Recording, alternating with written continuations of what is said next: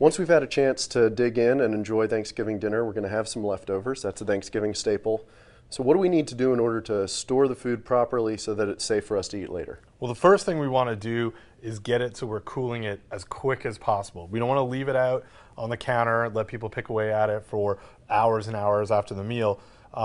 We want to get it cool. We want to get it below 41 degrees. What I like to do with the meat is put that into a plastic bag. I want to cut it off the bone and put it into a bag where I can lay it flat in the refrigerator and get a lot of air circulation around it. It's going to cool it the quickest. So that's what we do with meat.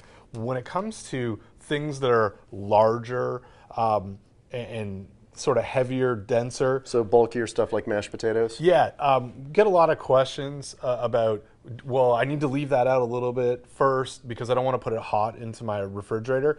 And that's kind of a myth. That's something that might have impacted refrigerators 30 years ago, 40 years ago, but now it's not a concern. We want to get all of this food covered and in the fridge as quick as possible. Right, so don't worry about overloading the refrigerator. It can handle it. That's right, yes. If we follow all these safety tips, then we'll probably have a healthier Thanksgiving, right? We'll have reduced the risk of anybody in the family getting sick. Exactly. That's what we're trying to do here, is demonstrate all those steps that you can take in your home to reduce risk so we don't have illnesses. And happy Thanksgiving. Yeah, happy Thanksgiving, everybody.